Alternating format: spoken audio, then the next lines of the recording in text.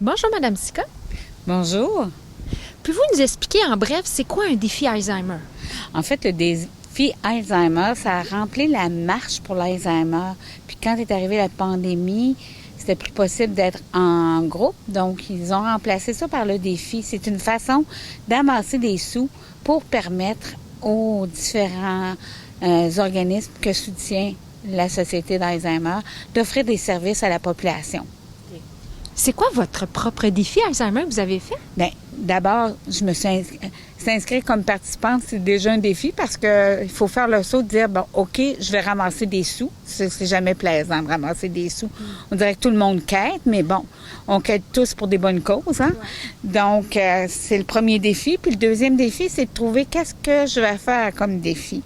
Puis cette année, j'ai fait ça simple. J'ai décidé de répéter ce que j'avais fait l'année dernière, c'est-à-dire de marcher pendant le mois de septembre le même nombre de pas que le nombre de sous que la société veut ramasser pour toute la Gaspésie. Donc, l'objectif cette année, c'est 175 000. Et j'espère qu'on ne fera pas comme l'année dernière à la toute dernière minute parce qu'on a atteint l'objectif, le monter. Donc, 175 000 à accumuler, bien moi j'ai 175 000 pas à atteindre d'ici le 29 septembre. OK. Puis ça implique combien d'heures vous marchez par jour ou de pas? Généralement, je marche entre 45 minutes, 1 heure.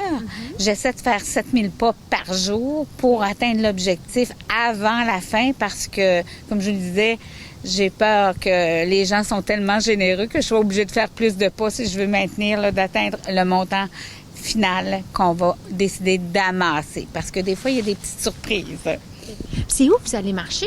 En fait, j'essaie de marcher dans tous les sentiers parce qu'on a une belle région. On a des beaux sentiers d'aménager dans la région. Donc, j'essaie d'utiliser ces beaux sentiers-là qui me permettent en même temps d'être en contact avec la nature. Donc, le plus souvent, c'est chez nous, au sentier de la halte routière de Caplan, puisque je suis de Caplan.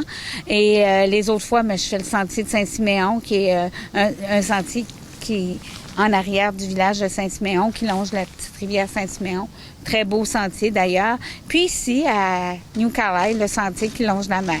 Belle balade, bien pavée, pas trop d'obstacles. C'est parfait pour moi.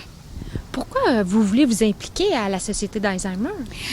Moi, j'ai une très, très grande amie qui est décédée justement cet été de cette maladie-là, Régine Ferlat.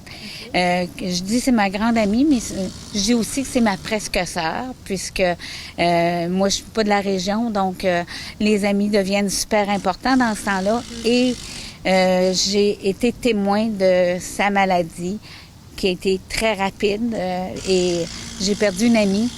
Donc, j'espère qu'on va pouvoir aider les gens qui en souffrent, mais aussi un jour permettre aux gens qui en souffrent d'atténuer les symptômes puis peut-être de vivre plus longtemps et en meilleure santé intellectuelle. Vous avez même déjà été une présidente d'honneur pour les défis Alzheimer? Oui, c'est comme ça que j'ai commencé mon implication. Tant qu'à plonger, j'ai plongé d'aplomb, présidente d'honneur l'année dernière. Et c'est un peu à cause de ça que je me suis lancé un défi d'atteindre l'objectif, parce que je me disais, comme présidente d'honneur, il faut que je fasse un peu quelque chose de significatif, outre le montant à amasser, qui est plus important quand tu es président d'honneur ou présidente. Mais je voulais aussi avoir quelque chose de significatif, donc j'ai décidé un défi plus grand. Puis cette année, j'ai décidé de maintenir. Je trouve que ça me permet de rester en contact d'une certaine façon avec mon ami. C'est où qu'on peut vous aider à contribuer à votre défi? Mais les gens peuvent aller sur le site de l'association sur Facebook. Ils vont trouver à ce moment-là la façon de donner. Puis ils peuvent donner pour moi, mais ils peuvent donner pour n'importe quel autre participant.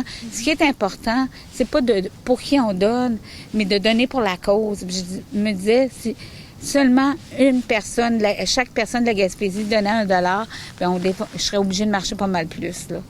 J'augmenterais ma cadence parce que j'arriverais pas à atteindre le montant, je pense, pour la fin septembre. Mais bon, c'est pas grave. Si jamais les gens sont si généreux, j'essaierai d'atteindre l'objectif.